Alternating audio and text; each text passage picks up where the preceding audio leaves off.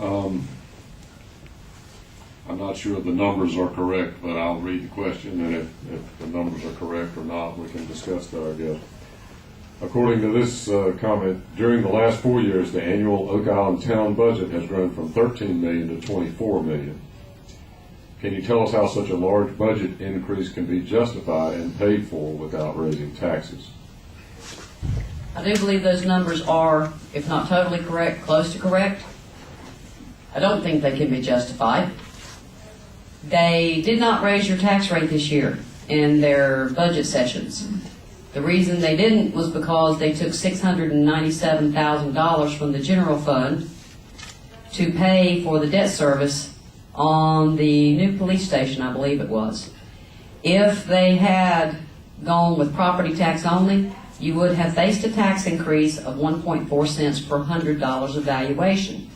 It's an election year. The last thing they want to do is raise your taxes. If we don't get control of council, then you will be facing next year a major tax increase. There's no way to get around it. If you can elect into office council members, talk to every single one of them, that will help reduce our total annual budget and will help reduce unnecessary spending, then there's hope on the horizon. I know personally, and I will work with council, there's at least $1 million in niceties in that new town hall on the interior. $500,000 is budgeted for the new town hall for a complete audio-video production control room. They have budgeted theater seating. They budgeted an internet connection at each town council member's place at the new raised days that they will be occupying. There is a lot in that new town hall project that in anybody's definition is a nicety and not a necessity, and I don't think you should have to pay for it with your tax dollars. We have a lot on our budget expenses that are excess and unneeded. Thank you.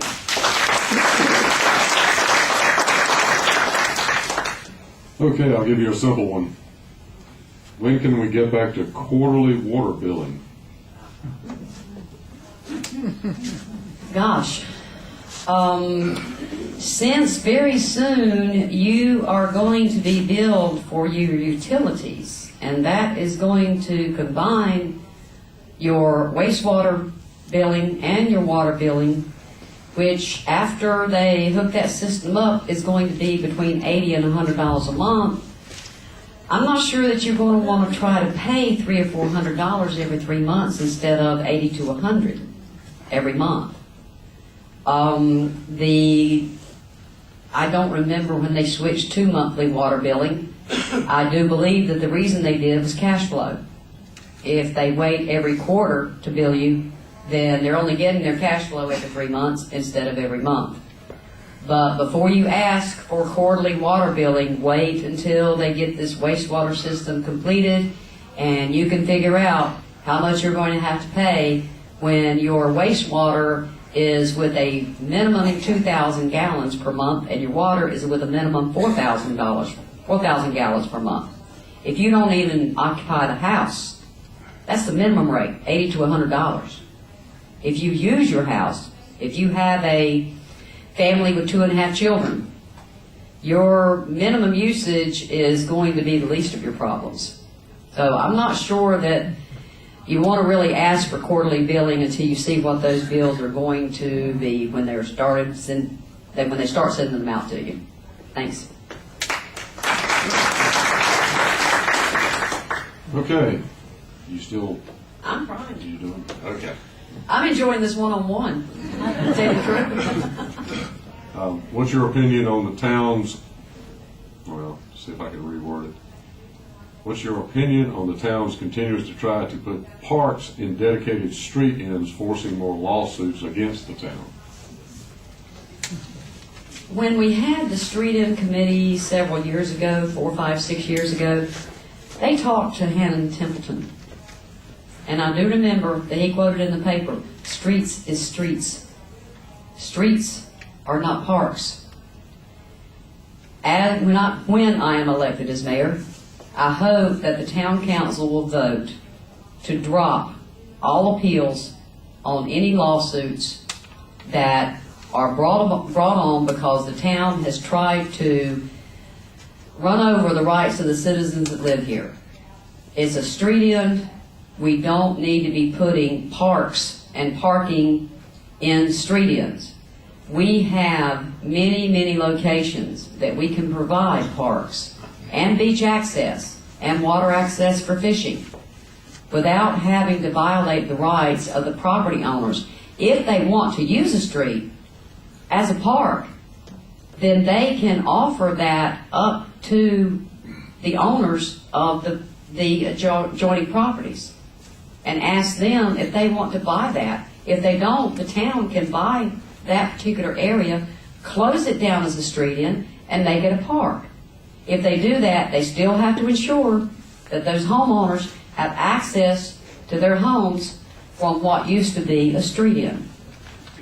If you do make a street in a park, I don't know how many of you realize that when we apply to North Carolina for our Powell bill funding for our street and road maintenance, we include those street ends in the total square mileage of our streets in town. On the street ends, on the waterway, they go out to the middle of the waterway because that's what is considered as the right-of-way.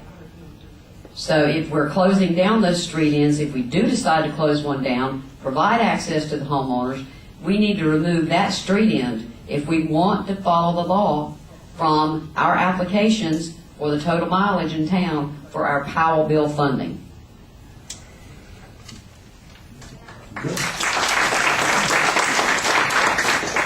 This is a combination of two questions. Let me give here where I can. I'll add the other one on kind of to the end. What would you do to keep Oak Island from becoming another, quote, Myrtle Beach? And the other question that kind of tied into the second part of this one was, how do you feel about a lot of the problems with public drunkenness, especially at the pier area? What do you think we should be done about that? All right, now the first part of the question was, what would you do to keep Oak Island from becoming another Myrtle Beach? why don't we use that as two questions? Okay, that'll work. One way to keep Oak Island from becoming another Myrtle Beach is our height limits. We've got to keep those in place. One of the candidates for council at last Thursday's Senior Citizens Forum, and I will let you view those when you get your copies of the DVDs, suggested that we petition the legislature in 2010 to make it so that the people that live on the island portion of the town of Oak Island have to have a majority vote before our height limits can be increased. That, more than anything else, is going to keep us from becoming another Myrtle Beach.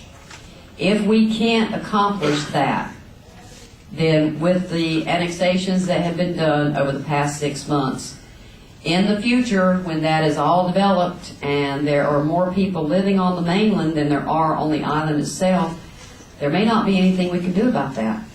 So get in touch with your council members. Encourage them to help you get it set up so that our new mainland residents can't change our height limits, and we'll end up with high-rises right on the ends of our streets and on our beautiful beach.